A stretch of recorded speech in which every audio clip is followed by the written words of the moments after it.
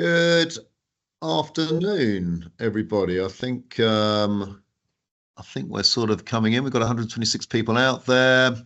I'm going to get this thing moving. Firstly, thank you very much indeed, everybody, for taking the time to join us today, just to do the second in our series of looking at the impact of AI on skills and qualifications within the finance, tech and business sectors. Today we're going to, I hope, have probably three sessions. One which will be Tom McMahon, who'll talk about the latest research that they've been doing with us, looking at what this means within our particular sort of bailiwick, so finance, tech and business. We've then got a panelist or sort of a panel discussion, which we're going to break into two parts. So one part will be focused on looking at things from a industry lens, so that's an employer-employee lens. And then the second part will be a training provider's view. And so we're looking for sort of interactive conversations as we go through that. But very excited to bring together today some great panelists. So we've got Slav Tabachnik, who is the National Generative AI Transformation Leader and Partner from Deloitte. We've got Jenny Catterall, who's the Executive General Manager for Talent, Capability and Leadership at Suncorp.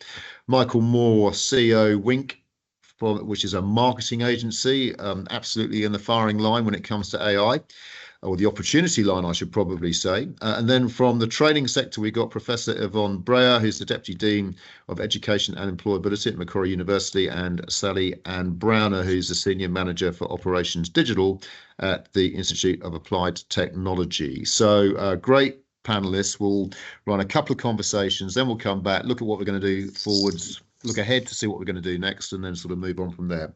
So before we get going, firstly, I'd just like to recognise the traditional owners of the land on which we are all effectively participating in this session. So the traditional custodians of the land, of elders past and present, on which these meetings or these range of meetings are taking place and where we all are.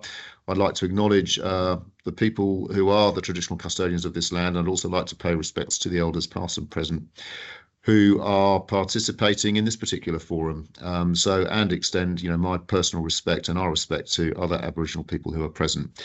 That's where we go. A couple of opening comments before I hand across to Tom. So AI workforce. Moving rapidly, quickly in terms of sort of what this looks like and where it goes to. I was intrigued at a conference last week where they described the AI workforce in three. They described people as either IA or AI aware, AI builders, or AI masters. AI aware, people who use the technologies that we need to use. The AI builders, the people who are building the stuff that we need to use. And the AI masters, who are responsible for setting the policy that governs how we're going to use things. New roles being created all of the time. 49% of professionals needing to reskill by 2025. Lack of a common language that underpins AI skills and what they mean. 29% of Australian businesses have adopted AI so far, compared to 49% globally. And the successful adoption of AI requires first and foremost engagement at all levels. So that is not just around government, it's about industry, it's the employers, it's the employees, all of which have a part to play. When I think about this panel, we're probably missing an employee voice. And I think that's a really important one for the panelists to think about as we sort of go forwards. Thank you for the prompts on the poll. Please, if you could just complete that. What best describes you, whether or not you come from industry, unions, training sector, government, or others? That would be really useful. But on that note, handing across to Tom McMahon from Mandala to give us an update as to where they're at on the research that they've been doing in this particular space. Tom, over to you. Thanks very much, PK. And Liz, I think we'll be popping up some slides that I'm going to walk us through today. But while I'm waiting for that to happen, my name's Tom McMahon. I'm a director at Mandala Partners. We're an economic and policy advisory firm. We're really happy to partner with the FSO on this work. This is an extension of some work that the FSO performed last year, which I presented on then.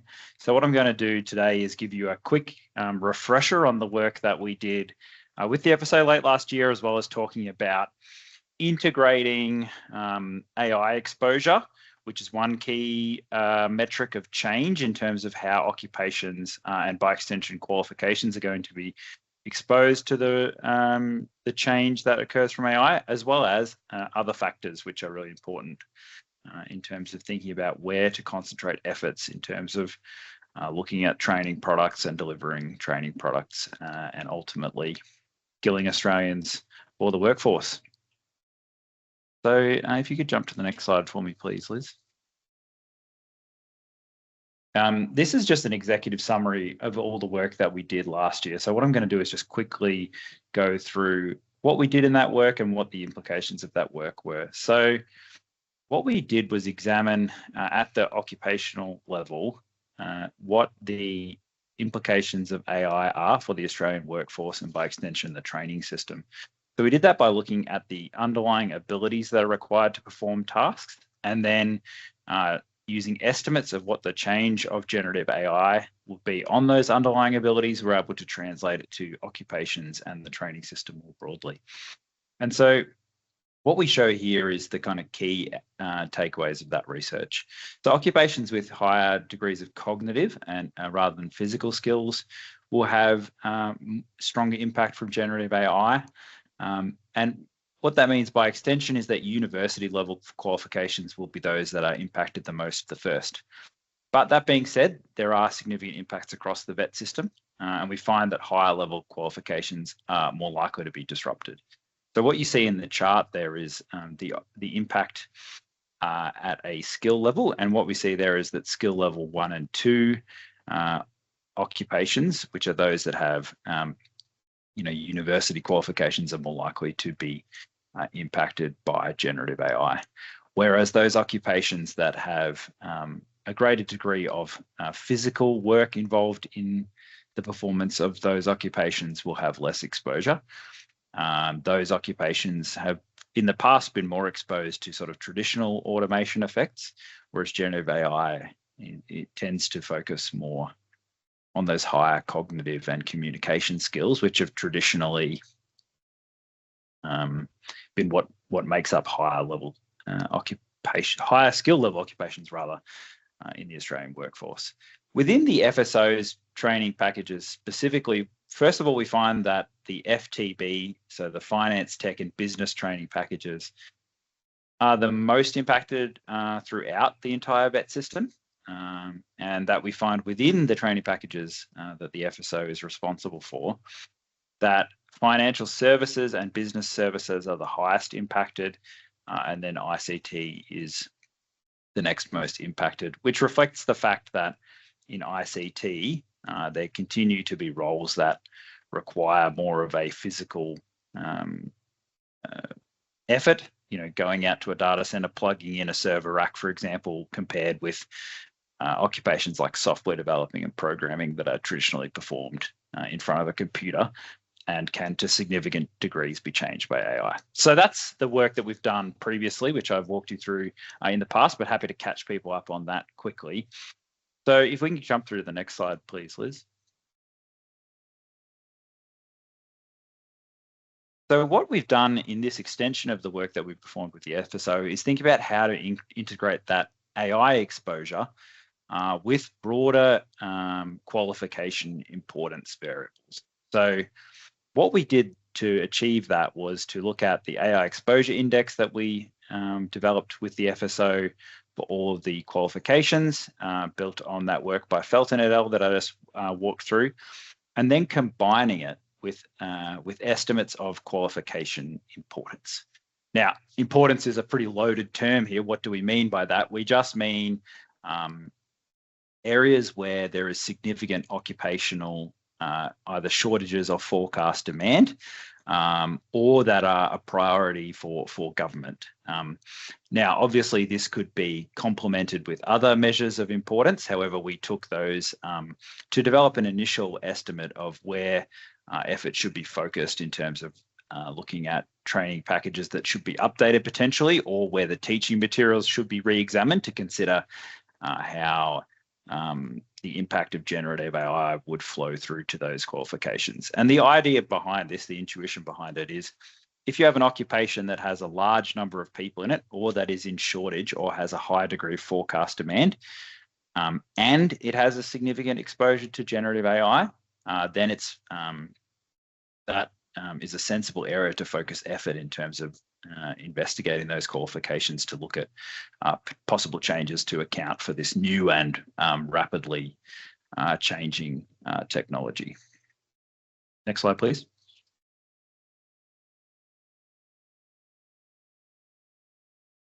So the factors that we used to arrive at that qualification importance were fourfold.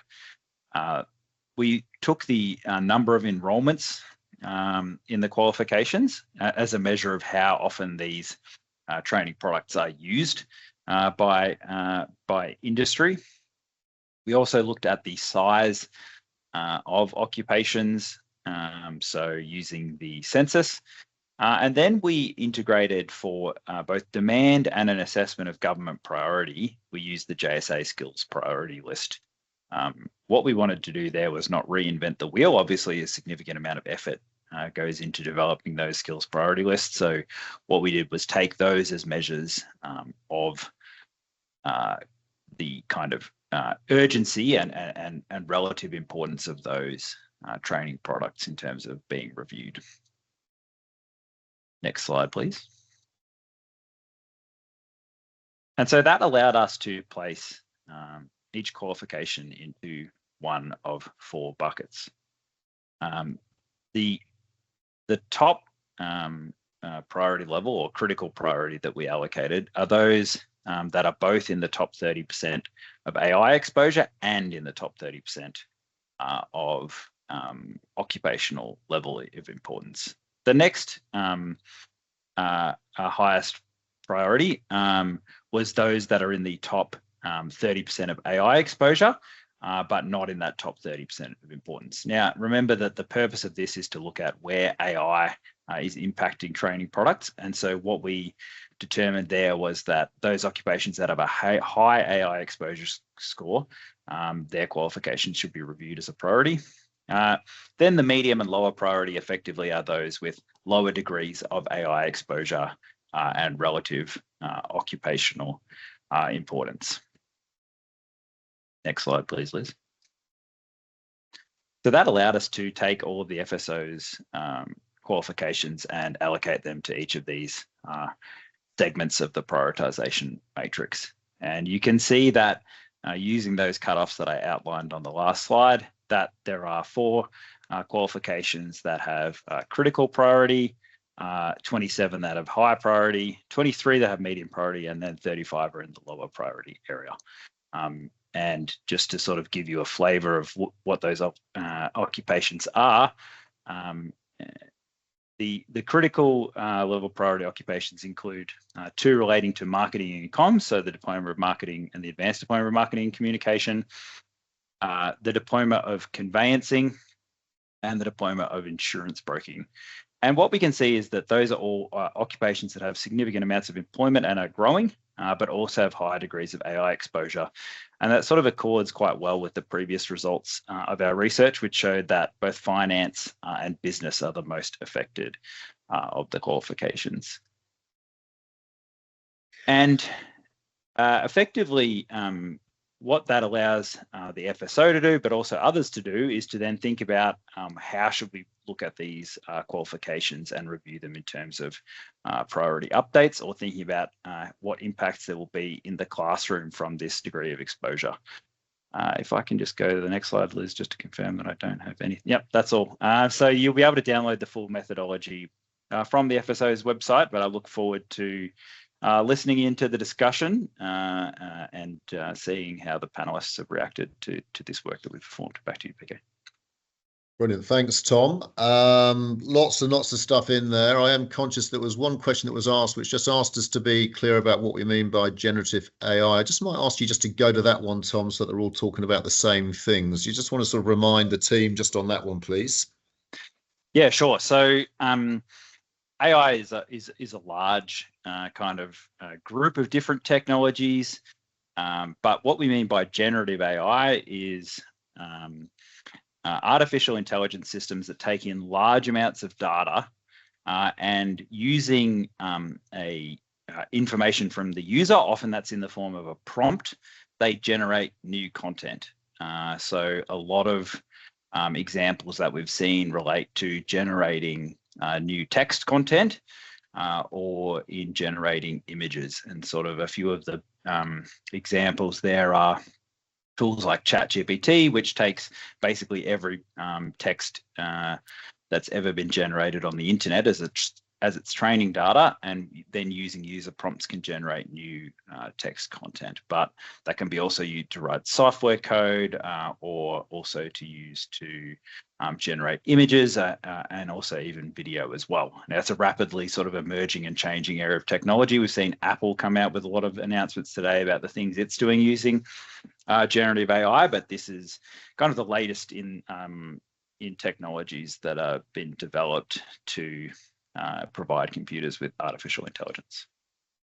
Thanks, Tom. And actually, that's a really good segue into this next conversation, because what we've got now are three, great sort of experts who are on the panel from different perspectives. One from Deloitte, which is able to look broadly across a range of businesses. We've got Michael from Wink Marketing, a particular, more narrower focus in terms of an industry. And then, of course, we've got finance, and we've got Suncorp, and we've got insurance. And so we get a chance to sort of look in detail into specific sort of verticals. So I think almost like picking up that sort of definition, Slav, I'm going to come to you first.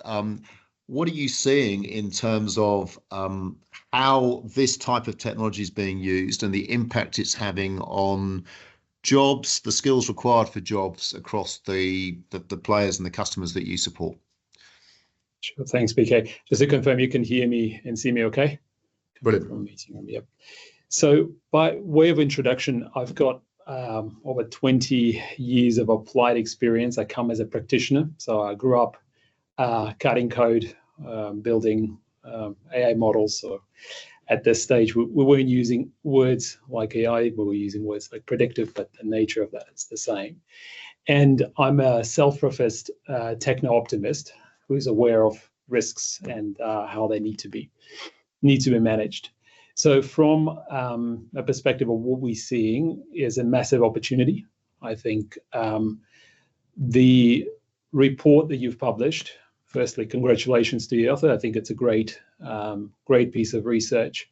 Our own research endeavors support your findings.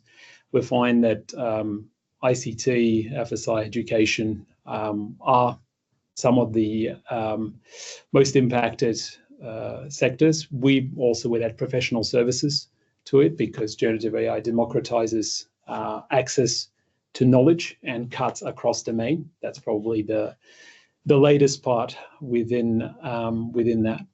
In terms of our research, we've surveyed over 2,000 employees across various organizations and industries, and 63% agree with this finding that it will have a massive impact on how we work and how work gets assembled. I'm not sure what the remaining that don't agree with it, don't see it, or don't experience yet. But I think technology is here. It's here to stay. The genie is well and truly out of the bottle. The last part of your question around the skills, we think about it slightly different. It's less around what skill, but how work gets unbundled and rebundled. And in particular, what tasks will continue to be executed by people. We have a firm belief that the technology is here to augment people, not replace them in the majority of cases. And when the work gets rebundled, what tasks can be done by digital workers, as opposed to what tasks will continue to be done by human workers. I might pause here, PK, and then weigh in the discussion as we go. You're on mute. Thank you very much for that. No, great set of opening comments there, Slav. Thank you. I think I want to go now, please, to Michael and Wink. So marketing's been sort of called out as being one of those areas that are most likely to be impacted by this type of technology. And I really like the way that Slav talked about less skills, more about how you bundle work and sort of deliver work. I think that's quite a nice way of thinking about these things. What are you seeing, and what are your teams think about it in terms of how they're responding to AI, in terms of what it means for them delivering their work? Do they see it as an opportunity? Do they see it as a threat, or are they still sort of waiting to find out? So thanks, Patrick and Slav, for starting off. I've got to tell you, they see it as both, and you can see it every day. It's quite straightforward. I mean, at the end of the day, I'm sitting on the coalface with our teams, and that's where the real information is coming back. For us, it's not a case of research, it's a case of reality. When I look at it, the team see the generative AI as a way to upskill, cross-skill. Those that aren't scared of it use it to their advantage. So the productivity is increasing, the quality of the work is increasing, and they don't fear it. One of the things I want to bring to sort of this conversation is in the day-to-day use and the assistance that it actually brings to the current workforce. It's a non-judgmental way of checking your work, increasing and filling the gaps of knowledge. And that non-judgmental way means that people seek help more often and seek assistance. And so this is a key part. So from our coalface, yes, there is a future that we distinctly see as being disrupted. It certainly is the way that's pointed out, it's how you're packaging. But what we're seeing is it's more of a progressive approach towards this. Now, we're a growing business, so we see it as a slightly different way to those that may have a larger workforce, and this may be more disruptive to them in a different way. As a growing workforce, we're at the advantageous position of being able to use this to our advantage by growing the workforce accordingly and adapting quite, in an agile way. When I say this, the clients are expecting AI to play a role, and it will. But as an agency, we're not sitting saying to ourselves, well, this is a workforce that just has to adapt. We also have a technical platform. I think agencies these days, marketing agencies, have to play a dual role between technology platforms that they provide to their clients and the actual human capital that's also applied through their services. Thank you, Michael. That's great. I mean, some great lines there. I think non-judgmental way of checking your work, progressive approach, the scared versus informed. I think they're all really interesting sort of ideas. Let's go to sort of like finance, who very much are at the absolute coalface in terms of like numbers of people, where the impact perhaps offers massive opportunity, but maybe even more threat. What are you seeing, Jenny, from sort of a Suncorp perspective? Yeah, thanks, PK. I guess in my role, I certainly look at our AI roadmap as an organisation and what the impact on our workforce will be, and the skills impact as well. I was interested in the research. I think it makes sense if we think about the future that we could hypothesize that it will have the biggest AI will have the biggest impact on our highly skilled workers with university qualifications, and I think that makes sense logically.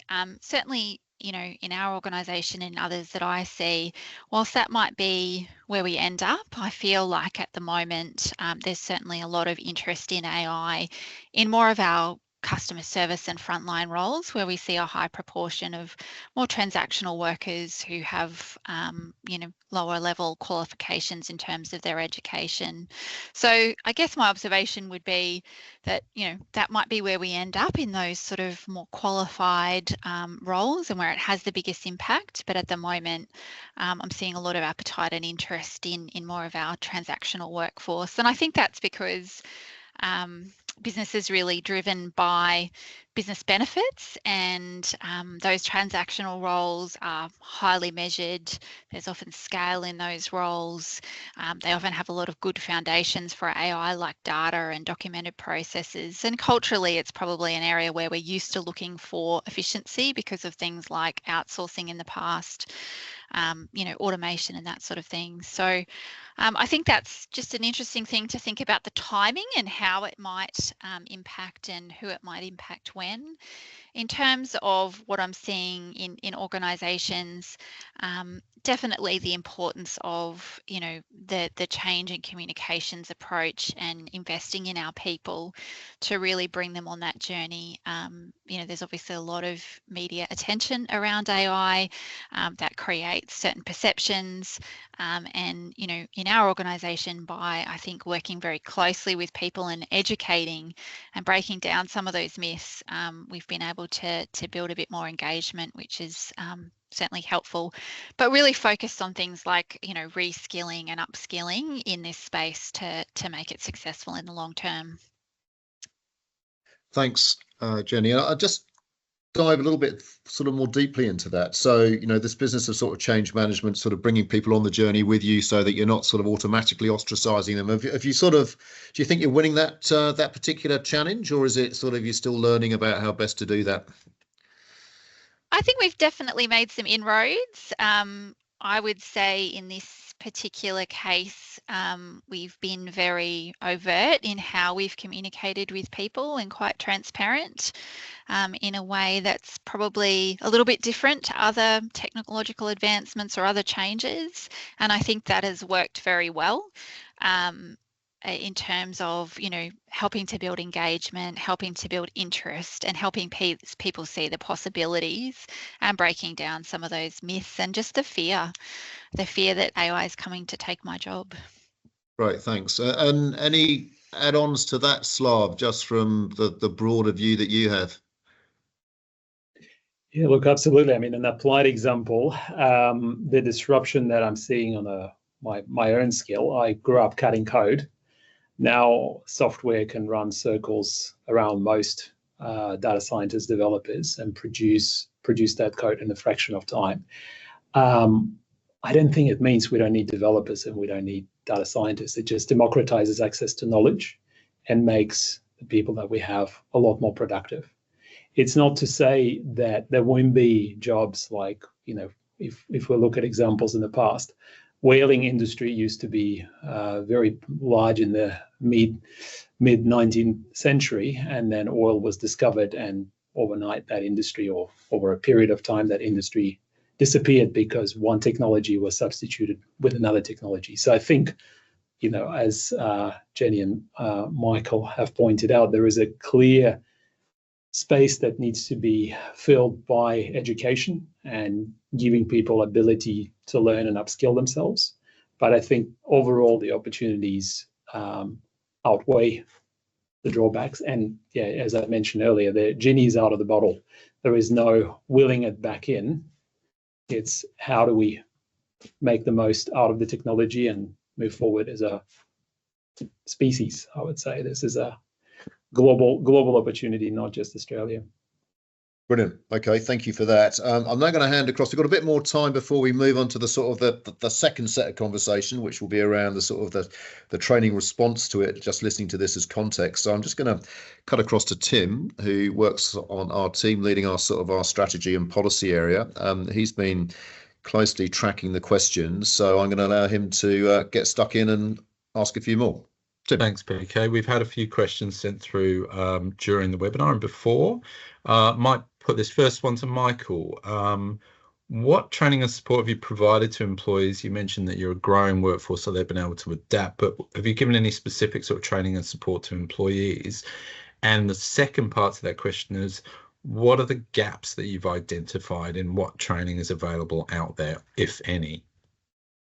So, great question. And to be honest, we're at the infancy of this. The training that we're providing at the moment is in the build phase in terms of what we're going to provide and how we provide it. We're a small enough team that we're able to handle this through individual meeting training sessions or quarterlies, to where what we're at this point in time, the knock on the door for AI within the business is really starting to build. And I look back at my career and I see times such as when email was introduced, and nobody needs to guess my age here, but as we go forward, there were other steps, and there's an element of fear there. So what we're doing is we're working on that at the moment. And we're introducing the team to elements such as ChatGPT. When I see them getting stuck in the business, I'm encouraging them, I'm showing them rather than doing it for them. Other senior members of the leadership team are encouraged to do the same down through the team. And what we're finding is that procrastination and fear is starting to dissipate. And I know this is a strange analogy, but I've actually turned ChatGPT version 3 in my own house for my 3 children into personal tutors for each of them. So, and taught them how to do this. So that's actually helped at home as well. When it comes to training, getting back to the core question, we'll be enhancing that training. We have obviously got the various areas. When it comes to the marketing area, there's going to be disruption over 24-25 in terms of the volume of humans we're going to need. And so training the current staff to understand how best to take advantage of this, where it works best, where humans need to be involved, and not to assume it's just 100% zero to hero sort of movement from current activity straight through to AI. So there'll be a transition. In terms of technology, it's a very different case. Of course, we've got a technology team, and I, like many others on the call, have a background in coding and technology from software and network engineering as well. And as such, technology has this habit of just trying to place it everywhere and seeing the advantage. What we're trying to do there is slow that pace down and bring that to the forefront through not a zero trust policy, but more of a cautionary entry into the market to make sure it's bringing genuine value and not just being placed there as a gimmick. So when it comes to training there'll be different types of training that we'll be implementing over the next year and designing over the next year to go across our technology division, across our workforce, so that they're empowered with the knowledge and don't fear it. And last but not least, we'll need the training that brings them all together to understand how AI can build our business and support our clients. Excellent. Thank you, Michael. I'll ask one more to Slav that has just come up in the chat from Michael Jack. What are the risks of using AI, and how are we able to ensure companies are complying with the relevant legislation in this space? What are you seeing out there as the risks, and how are they being managed? For sure. It's a great question. It's a very big question. So I'll try and make it justice by providing applied examples of what we're actually doing within our own business. So similar to what Michael mentioned, when ChatGPT hit the press, a lot of our people, being naturally curious, wanted to use the technology. So we debated whether we give access to it or block it. We decided to go with the former, but very clear guidance around how to use it and when to use it, when not to use it. So within weeks, we published a generative AI guidance policy in terms of what tools to use, and ChatGPT is one of them. There are now hundreds of different applications that people may use for different purposes, and more importantly, what data to use and not to use within this context. As the technology kept maturing, we created cyber controls in place. So we created dedicated environments. We deal with a lot of highly sensitive data. So we have large teams of cyber professionals, of lawyers, generative AI specialists, review the environments, work with the leading hyperscalers, the Microsofts, Googles, and AWSs of this world, to make sure that those guardrails remain in place. And the last piece that we do is we created 2 new governing body. One was a clearinghouse that effectively looked at use cases that are being put forward. And the other one that we call the Trust Council, for particularly challenging use cases that are out of the ordinary, to make a decision only because we can technologically pursue them, should we pursue them, and make an informed and consistent decision. Excellent. Thanks, Slav. Hopefully that answers your question, Michael. And one final question, this one to Jenny. Again, just come up in the chat, given your comments about it impacting sort of entry-level roles. Do you think those with lower level skills and education will benefit in being able to leverage AI to assist them with daily tasks and to build their sort of capability and confidence?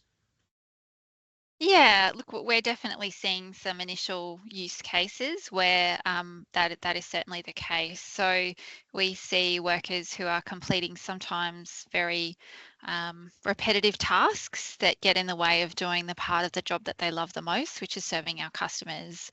And we see that those workers are able to use AI to their advantage, for example, to summarize a whole bunch of information that they might have to otherwise sit there and manually read through. And in doing that, it takes away some of the more repetitive tasks that, like I said, get in the way of doing what they love best. So early signs are that that's certainly providing a sense of greater engagement for them, and shifting their workforce experience as well. Excellent, great answer. Thanks, Jenny. I'll hand back to PK. Thanks, Tim. So now we'll go to the second sort of panel conversation now. So we'll come at it almost from a sort of a supply end, a sort of a training provider end. Got two very extraordinary organisations sort of represented on the panel today. So one is the Macquarie Business School.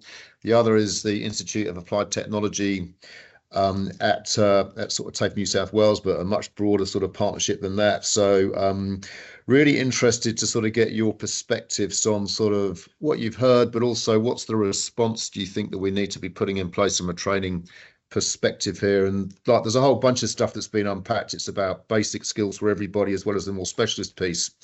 You know, the need for people to get on top of this, to not be scared of it. It's about how you work, as well as it's about the way that you work, rather than necessarily the skills that you have. And so it's about how do we sort of find our way quickly towards getting people with the right skills to be able to take advantage of the opportunities here. Yvonne, I might lead with you if that's okay. Just give me a sense as to how you're thinking about this at Macquarie, and the types of things that you're considering for the future. Sure. Great to be here today, and hi to everyone. Look, when I think about universities and university degrees, we don't develop skills for the next 2 weeks. The skills that students develop in their usually 3-year or 4-year candidature at a university are really lifelong skills, with a great focus on critical thinking, problem solving, teamwork, collaboration skills, those kind of things. I don't believe that's going to change anytime soon. And with AI, we have a technology that is fundamentally changing how we are addressing some of the issues and some of the curricula that we're developing. But on the other hand, it still comes back to this idea of constantly developing and constantly learning. We often talk about lifelong learning. And Michael, I really liked that you've brought the kind of emotional dimension into this, because ultimately a lot of the success will depend on whether or not both our students and our current employees are going to be able to unlearn and relearn, and do so without fear, because essentially we're going to have to park things the way we've always done them and just really rethink them. And I recently read this, kind of fun report about Generation X and how we've gone from tapes and what to do with a pencil to fix the tape in the cassette recorder. You'll remember this, some of you on the panel, all the way to Spotify. And, and that's a big change. So certainly when we think about, occupations like marketing, for example, we might not ask our students to, by hand, develop a marketing plan, for example. We might ask them to do so with generative AI technology and then critique that product that they come up with. I suppose the question is, to what extent will they be able to critique that if they've never had to develop it in the first place? To what extent will someone who has never had to learn how to type a document error-free, because they've never had to worry about the paper and the typewriter and the white tape that prints out the deleted letters, because they've had the autocorrect all their life, does that impact on how they create arguments and how they develop an argument? It probably does, because there is a tight interplay between how we develop that skill of producing clarity through writing versus have someone else produce it, and our ability to critique that. And so I suppose one of the key things that we do in the business school here is to work very closely with our industry partners who, to be fair, also don't know 100% yet how AI is going to impact all of their processes. We had a panel of finance experts recently, and we talked about AI and finance. And yeah, there's lots of application, but there's also lots of discussion about the safety of doing so, and the reluctance of financial institutions to go all the way, because there are very significant concerns around safety. But in opening that dialogue, and I can say, and Tim, thank you very much for joining us this Thursday. MQBS is hosting the Australian Business Deans Council at our city campus, and we've invited Tim from Future Skills, but also partners from Microsoft, LinkedIn, Department of Industries to come and join us for a dialogue in terms of what do we need to do now in order to produce graduates of the quality that you're looking for in 3 or 5 years. Because yes, institutions like universities can be slow to move, but we're not going to unfreeze now to then come to a perfect AI-ready curriculum. We're going to have to develop processes that allow us to be consistently open and have porous borders with our industry partners as we're figuring this out together. But at the same time, I think it's also important to realize that we're not throwing out the baby with the bathwater. There are going to be some very critical skills that, if anything, are becoming more important than ever as we're working not instead of AI, but with AI.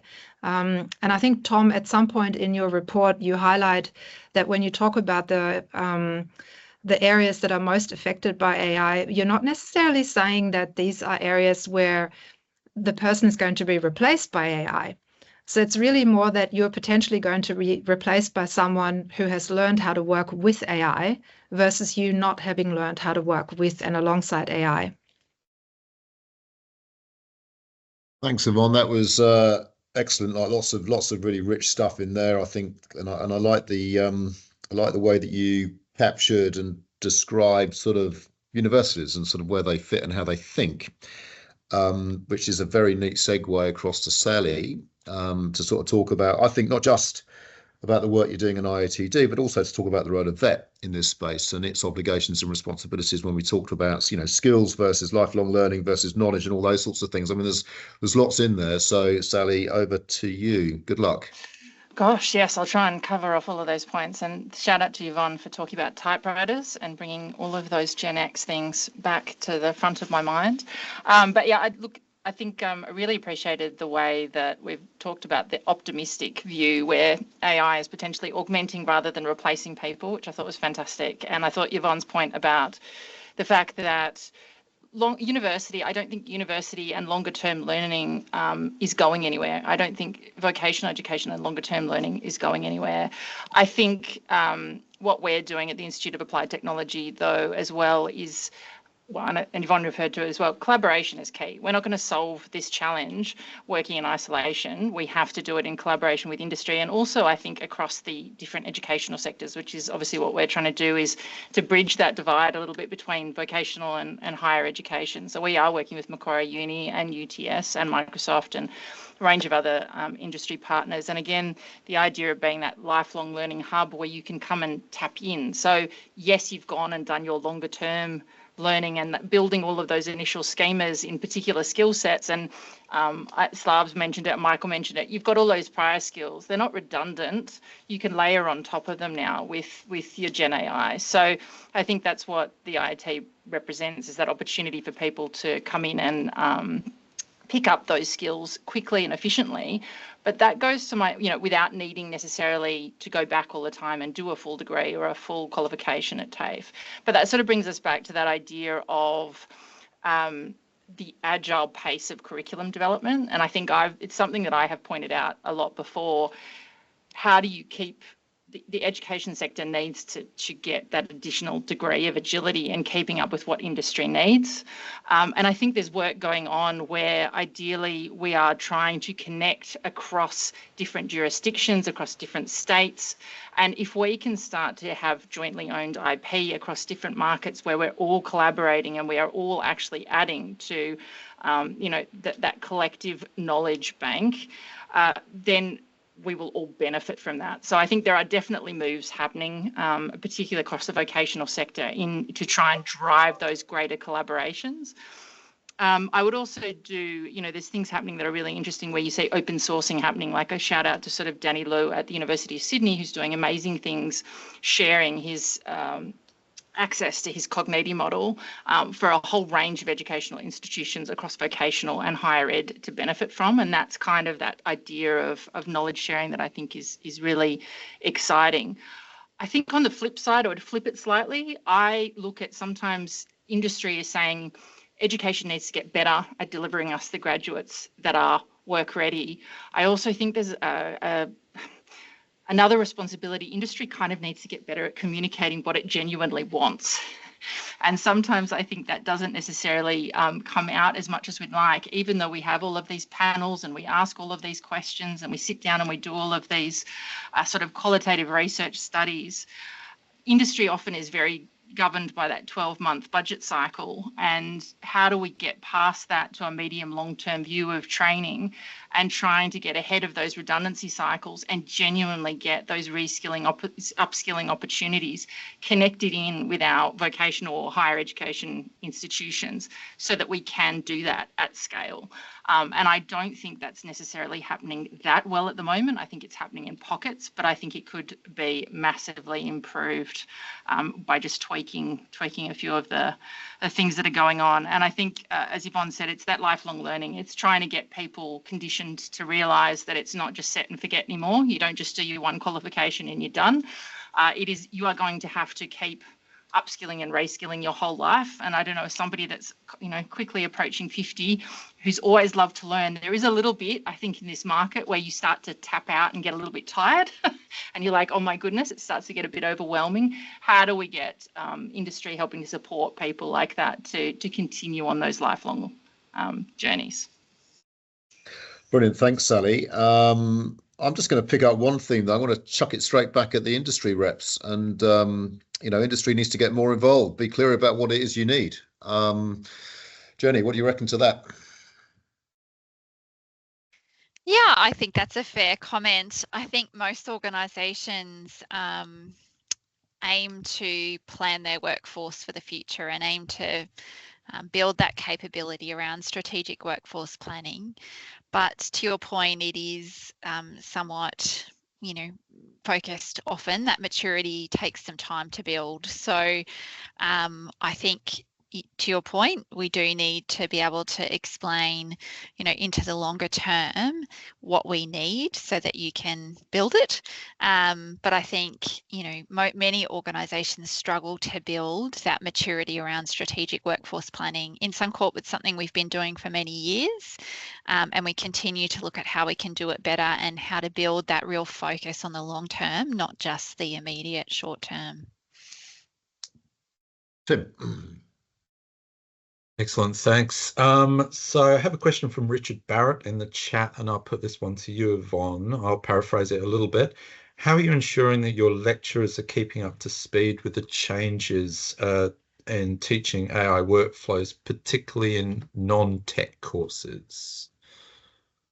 Yeah, really great question. I think that question is probably one that is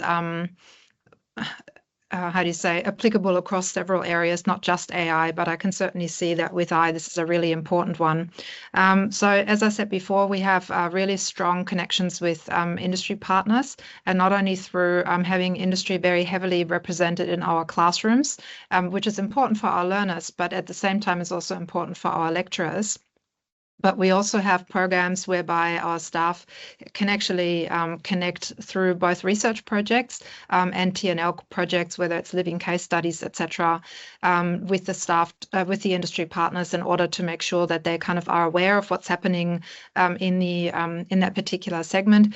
We recently had a roundtable with, I think, about 30 or 40 representatives from the accounting industry come to meet with our academics in the accounting department to to discuss exactly this topic, because accounting is one of those areas where we often sort of talk about it's a big threat, that AI is a big threat. And it was interesting also in terms of what they wanted from our graduates.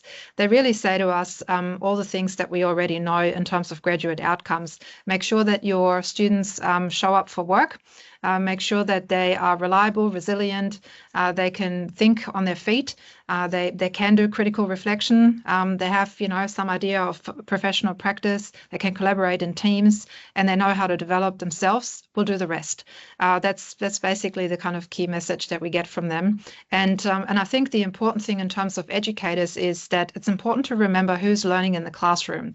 It's not just the student, but we always encourage our staff to ask themselves not so much what they're doing in the classroom, but what our students are doing in the classroom, right? Because it's really interesting to think of learning not just in terms of what the educator at the front of the class is doing, but actually you have 30 or 40 or more students in the classroom who all usually work already. They're usually all much more tech savvy than lecturers. So I think it's important to get away from this model of thinking that the lecturer is the only one who holds all the knowledge, and that then determines the quality of the education. So once you stop thinking in that way, you realize that there's much mutual learning that can happen, and that's actually, I think, where the real magic happens. Excellent. Thanks, Yvonne. Great response. I'm going to ask the same question to Sally because it has been echoed a few times. So how are you ensuring your teachers and trainers are keeping up to speed with these changes? Look, I would say much the same. The thing is, we pull our educators from TAFE, from Macquarie Uni, from UTS, and from industry. So to be honest, very, very similar answer to Yvonne, and I think she articulated beautifully. I think that mutual exchange as well, where you have huge amount of industry engagement, but also most of our students are sort of 35 plus, and again are in industry themselves. So you need that constant development, and it's like having a class full of fairly gifted students. You have to be open and prepared to develop yourself along with them. So yeah, very similar answer to Yvonne. Excellent. Thank you, Sally. Over to you, PK. Thanks, Tim.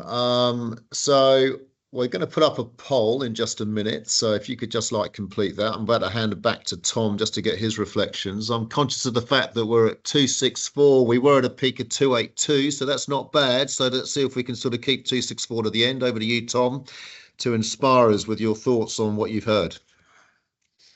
I think it's just been a really fascinating discussion, PK, and it really rewarding when you've done a piece of analytical work like this to see how industry and training deliverers respond to it. And I think there's been a lot of really great stuff in here. A few sort of observations that I would make, when Jenny was talking about how the impact is playing out at Suncorp and the fact that they've seen, in fact, more impact in customer service roles, I think that's a really interesting point to make. There is the occupational level exposure in the long run, but a really important question in the short run is how easy is it to adopt these technologies in the business? And for some roles, that will be much easier than others, and therefore you would expect to see an impact that occurs much faster, even though the ultimate degree of change that is expected in an occupation may be greater in other occupations. So I think that was a really interesting nuance that's drawn out there. I think when Yvonne was talking about the fact that impact could in many ways be a really good thing, right? It could be not to see a role be automated, but to just be changed. And I think that's going to be a really important thing to emphasize. There's been a lot of discussion around the kind of the fear component of the discussion and different attitudes that employees are having. And I think that's going to be a really important component of how the debate plays out going forward. So I think, lots of really rich discussion, and I think it really points to the importance of doing more work to listen to how industry is actually adopting these technologies. So we're really excited to be developing this work further that we've done together by looking at that adoption piece, because it is going to be the case that adoption will differ. I know I've seen in the chat comments around, you know, how this is impacting small and medium-sized businesses in Australia. And that question of the extent to which the impact differs in terms of adoption across business size is going to be really important. You know, when you're juggling lots of things as a small business owner, you know, adding this to the list is going to be a really challenging sort of additional thing to juggle. So that's going to be really important point. I know that the team at FSO is going to share a link for those who are interested in getting engaged. So, fantastic. That's a perfect cue. We're going to be doing consultation as part of this work to look into how businesses are adopting generative AI. So if you have a perspective, or if you know someone else who you think would have a perspective, grab a copy of the link or use the QR code there. We'd love to hear from you as we sort of move from the kind of a more analytical stage, thinking about occupational impact, moving to considering how adoption is going to play out. And ultimately, the purpose of all this, of course, is to change training products and how they're delivered. So that that's going to be really important, right? This is not just an academic exercise. As interesting as I find it, the purpose of all this work is to make sure that we're equipping workers who are looking to train or retrain with the skills that they need to be able to, you know, thrive in the workforce going forward. Tom, thank you. So we've got like 4 minutes. I'll attempt just to try and sort of close it out in good order. You know, I think just picking up on where Tom left off there, you know, this next piece of work is about trying to understand what is actually happening in businesses and in the workplace, you know, not just from the perspective of the sort of the people that own the businesses and run the business, but also from the guys who work in those businesses. And so therefore, what does that mean? And what does that mean in terms of the training that's being delivered through the system, and how do we sort of start to move a bit quicker to actually formalise some of the training that's happening?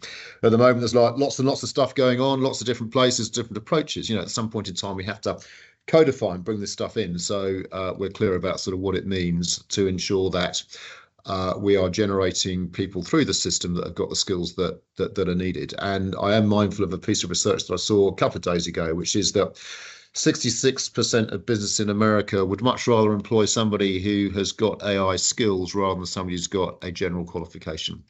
And so increasingly, the ability to be able to operate in this space is going to become more and more important.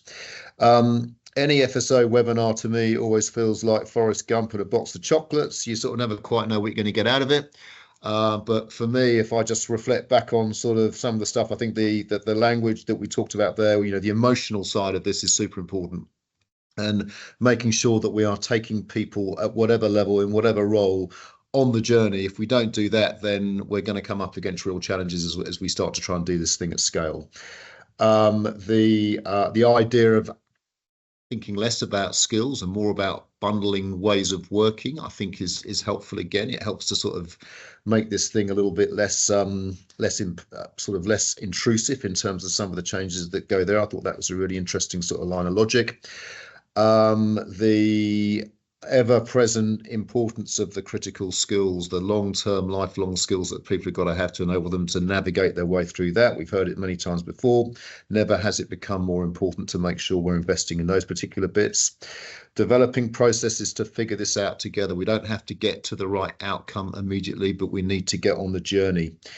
Collaboration is going to be key, and that is a theme that came out really, really well. And of course, always the idea of how do we support our teachers and our trainers to effectively deliver this type of thing.